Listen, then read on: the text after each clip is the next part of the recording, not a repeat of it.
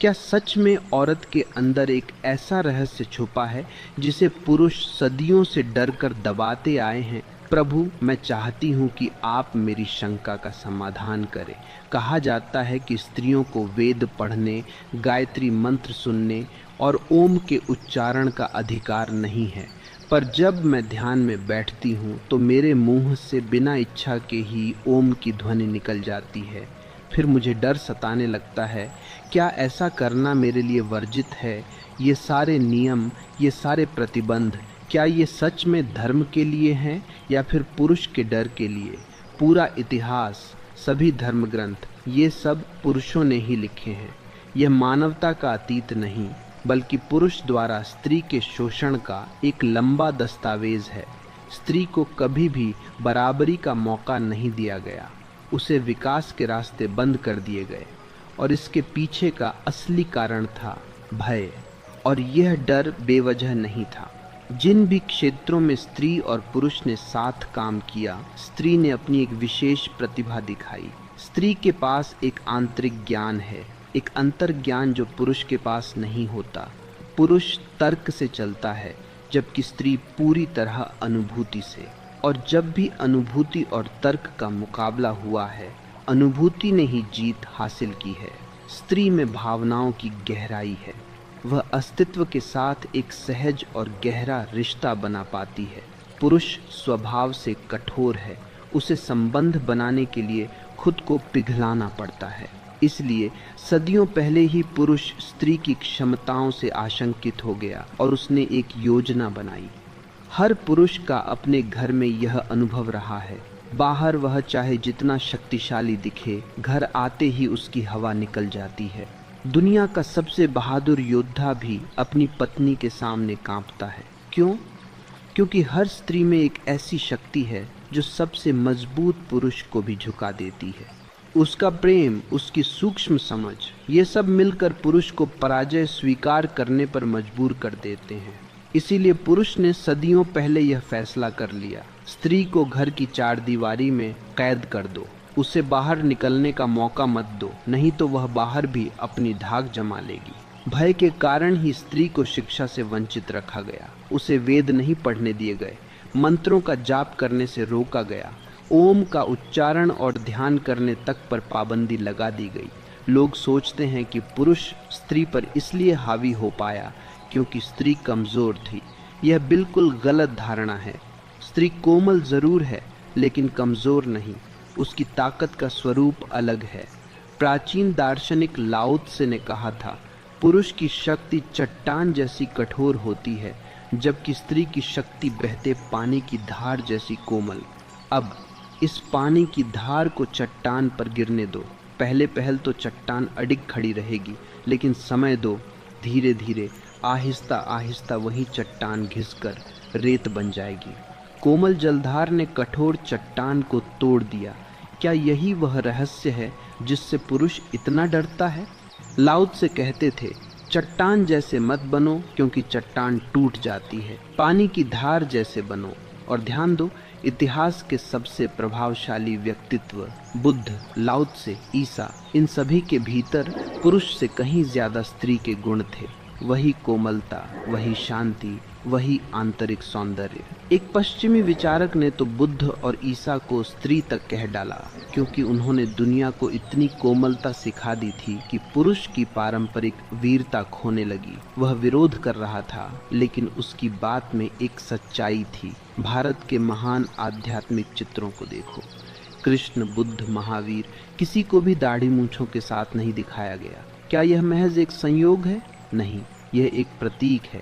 यह घोषणा है कि इनके व्यक्तित्व में वह कोमलता आ गई थी जो स्त्री का स्वाभाविक गुण है।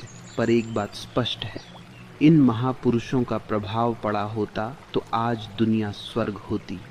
आज पुरुष ने अपने गुण नहीं खोए हैं, बल्कि उन्हें चरम पर पहुंचा दिया है। लाठी से लेकर परमाणु बम तक पिछले 3000 सालों में 5000 युद्ध। क्या यही है वीरता? हर गरीब देश अपनी आय का अधिकांश हिस्सा सेना पर खर्च कर रहा है, जबकि उसके लोग भूखे मर रहे हैं। हम अपना पेट काटकर हत्याओं के लिए सम्मान पदक ढाल रहे हैं। क्या यही है मानवता की उन्नति? तो फिर स्त्री के दमन का असली कारण क्या है? मेरा मानना है पुरुष स्त्री से डरा हुआ है और इसीलिए उसे दबाना जरूरी समझा। अगर स्त्री शिक्षित हो जाए तो समस्या खड़ी हो जाती है। विश्वविद्यालयों में देख लो, जहाँ भी स्त्री पुरुष साथ पढ़ते हैं, स्त्रियां अधिक पुरस्कार, अधिक स्वर्ण पदक जीतती हैं। क्यों? क्योंकि स्त्री में एकाग्रता का अद्भुत गुण है। वह जिस काम में लग जाए पूरी तरह डूब जाती है। ये उसकी सहज प्रवृत्ति है। पुरुष इस एकाग्र शक्ति से डरता है, इसलिए उसने सबसे पहला उपाय यह किया कि स्त्री को शिक्षा ही न दी जाए। शिक्षा न देना उसके पैर काटने के समान है। वेद मत पढ़ने दो, उपनिषद मत पढ़ने दो, इससे वह सदैव पुरुष पंडितों पर निर्भर रहेगी। आज मंदिरों में, रामकथाओं में ज्यादा भीड़ स्त्रियों की ही क्यों होती है? क्योंकि उन्हें जानबूझकर अज्ञान में रखा गया ताकि वे इन ज्ञानियों के चंगुल में फंसी रहें। और फिर स्त्री की घोर निंदा की गई। नरक का द्वार जैसे शब्दों के पीछे भी पुरुष का वही भय छिपा है। पुरुष के भीतर की काम वासना स्त्री को देखते ही जागृत हो जाती है और वह उसके सामने निर्बल हो जाता है। इसलिए स्त्री को दूर रखो, मंदिर के मुख्य स्थलों के पास भी मत आने दो। यहाँ तक कि बुद्ध भी चिंतित थे कि स्त्रियों को भिक्षुणी बनाना चाहिए या नहीं। इस मामले में महावीर प्रशंसा के पात्र हैं। उन्होंने बिना किसी हिचकिचाहट के स्त्रियों को अपने साधु संघ में स्थान दिया। पर एक बात उनसे भी रह गई।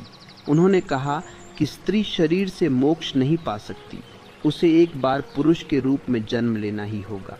ये कैसी बात हुई? क्या मोक्ष जीव विज्ञान पर निर्भर करता है? क्या मोक्ष मासिक धर्म पर निर्भर है? मोक्ष आत्मा की बात है, ध्यान की बात है। और गहरे ध्यान में उतरते ही न तो कोई पुरुष रह जाता है, न कोई स्त्री। वहाँ तो केवल साक्षी भाव शेष रह जाता है।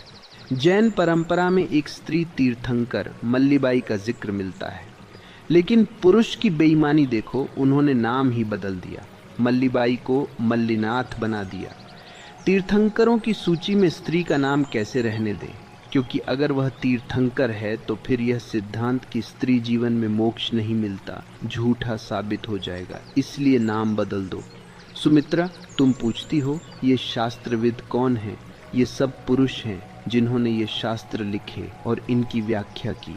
और दुखद यह है कि स्त्रियां भी उन्हीं की दोहराई हुई बातों को सच मान बैठती हैं। अब समय आ गया है कि स्त्रियां जागें। कबीर, नानक, दादू के साथ साथ मीरा, सहजोबाई और दयाबाई को भी समान प्रतिष्ठा मिलनी चाहिए। महावीर और बुद्ध के साथ लल्लेश्वरी और राबिया को भी वही स्थान मिलना चाहिए।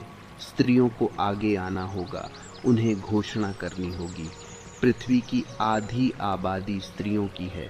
उन शास्त्रों के उन पन्नों को फाड़ दो, जलाओ, जिनमें स्त्रियों के विरुद्ध लिखा गया है। अगर तुलसीदास की रामायण में ऐसे वचन हैं तो उन्हें काट दो। डरो मत, मैं जिम्मेदार हूँ। ये शास्त्र झूठ पर खड़े हैं। ये पुरुष के अहंकार से निर्मित हुए हैं। यह कैसा पागलपन है कि स्त्री के लिए ओम का उच्चारण वर्जित है। ओम पर किसी का एकाधिकार नहीं है। ओम इस ब्रह्मांड की आंतरिक ध्वनि है, प्राण का स्वर है। यह अनाहत नाद है। जब मन शांत होता है तो यह स्वतः सुनाई देने लगता है, चाहे वह पुरुष हो या स्त्री। सभी धर्म इस एक शब्द पर सहमत हैं। जैन, बौद्ध, हिंदू सभी ओम को मानते हैं। ईसाई आमेन और मुसलमान आमीन कहते हैं। ये सब ओम का ही रूपांतर है। तो फिर स्त्री पुरुष का इसमें क्या लेना देना? डरो मत, भरपूर मन से ओम का जाप करो। पर एक बात याद रखो, तुम्हारे शास्त्रविद अक्सर तोतों की तरह रटे रटाए वाक्य दोहराते हैं। उनके पास शब्दों के अलावा कुछ नहीं है। पर शब्दों में क्या रखा है? अनुभव चाहिए। एक कहानी सुनो। एक स्त्री ने एक तोता खरीदा जो गालियां बकता था। एक पादरी के पास एक भक्त तोता था जो दिन रात प्रार्थना करता था। स्त्री ने अपने तोते को पादरी के तोते के पास रखवा दिया ताकि वह सुधर जाए। कुछ दिन बाद वह देखने गई तो पाया कि न तो उसका तोता गाली बक रहा था और न ही पादरी का तोता प्रार्थना कर रहा था। पूछने पर पादरी के तोते ने कहा, जिसे पाने के लिए प्रार्थना कर रहा था वह तो मिल गया और स्त्री के तोते ने कहा, गालियां तो निराशा में बक रहा था, अब जो चाहिए था वह मिल गया। देखा, तोतों में भी इतनी समझ है, जबकि हमारे पंडित महज शब्दों को रटते रह जाते हैं। सुमित्रा, शास्त्रविदों से बचो, सद्गुरु की सुनो। शास्त्रविद ने किताबें पढ़ी हैं, सद्गुरु ने अपने अंतर्मन का शास्त्र देखा है। वेद पाठ करना हो तो करो, गायत्री पढ़नी हो तो पढ़ो, यह तुम्हारा जन्म सिद्ध अधिकार है। पर मैं तुमसे यह नहीं कहता कि इन्हें करो, क्योंकि इनसे तुम्हें कुछ मिलने वाला नहीं है। शास्त्रविद कहता है तुम्हें अधिकार नहीं है, मैं कहता हूँ अधिकार तो पूरा है, पर यह सब व्यर्थ है। गायत्री मंत्र का जाप करने से कुछ नहीं होगा। अगर तुम्हें अच्छा लगता है तो करो, जैसे कोई ताश खेलता है, पर ताश खेलना एक लिहाज से बेहतर है। ताश खेलने वाले को यह अहंकार नहीं होता कि वह कोई पवित्र कर्म कर रहा है। गायत्री पढ़ने वाले का अहंकार आसमान छूने लगता है, और अति करने पर यही जाप पागलपन की हद तक ले जा सकता है। तुमने लिखा है कि तुम्हारे मुंह से अनायास ही ओम निकल जाता है। जो अनायास हो रहा है वह शुभ है, उसे रोको मत, बहने दो। उस अनाहत नाद में ही सभी वेद, सभी ग्रंथ, सारा ज्ञान समाया हुआ है। ओम पर किसी का अधिकार नहीं, न पुरुष का न स्त्री का। पंडित पुरोहितों से बचो, उन्होंने तुम्हारा शोषण काफी किया है। अब अपने हाथों में खुद की नया की पतवार संभालो, तभी यह जीवन की नाव सुरक्षित पार हो पाएगी।